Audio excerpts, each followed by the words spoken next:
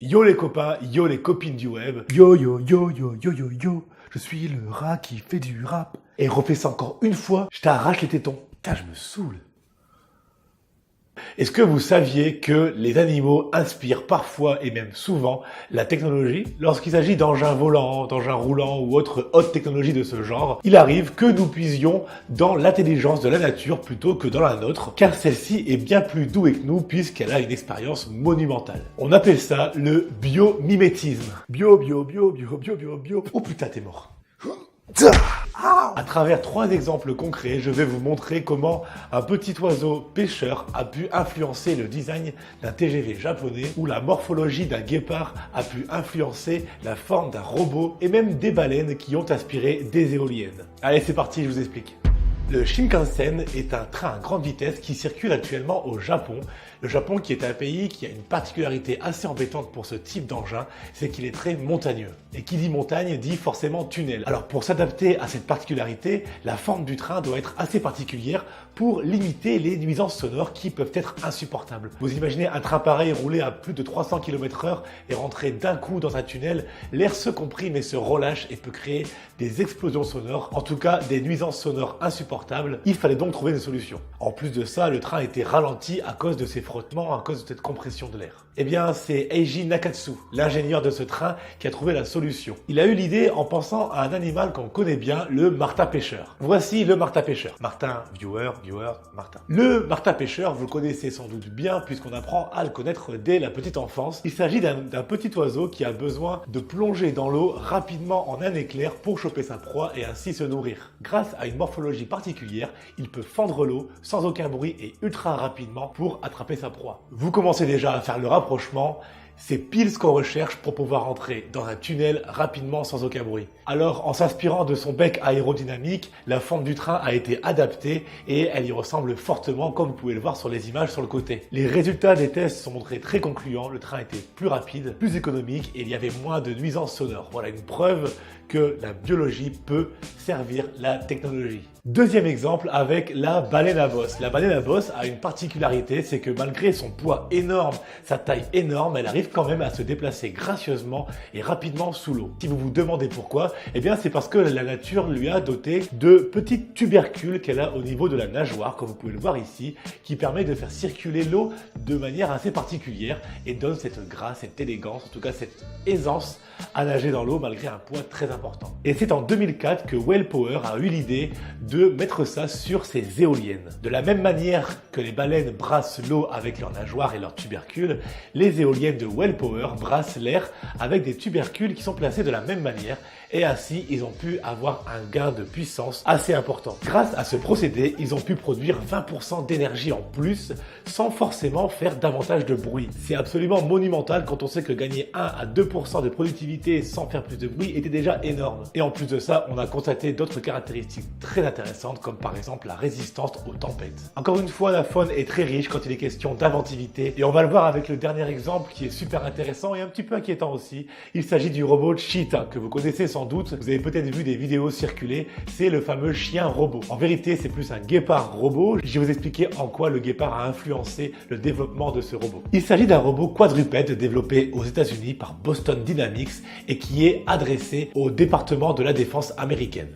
C'est en ça que c'est inquiétant, vous allez voir. En 2012, il devient le robot quadrupède le plus rapide sur Terre. Lorsqu'il court sur un tapis roulant, il est sur une vitesse de croisière d'à peu près 30 km/h, avec des pointes de vitesse allant jusqu'à près de 45 km/h. Et cette prouesse est due notamment à sa colonne vertébrale qui a été construite de la même manière que celle d'un guépard. On le sait, le guépard est parmi les animaux les plus rapides du monde. Il est donc normal qu'un robot quadrupède s'en inspire pour avoir une colonne vertébrale assez souple pour permettre ce genre de mouvement et aller jusqu'à 45 km/h pour l'instant. Le développement de la machine suit toujours son cours. Il faut savoir qu'elle est alimentée par une source extérieure qui est branchée à la machine.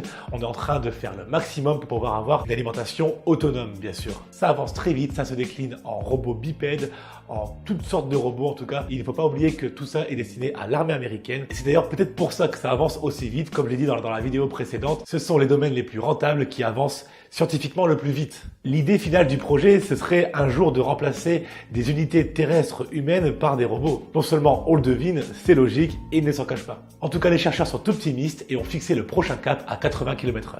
Ah bah on est loin de ce qu'on vous offrait à Noël quand vous aviez 12 ans. Hein. Ah bah, vous vous souvenez? Ah ouais, là c'est pas pareil. Hein.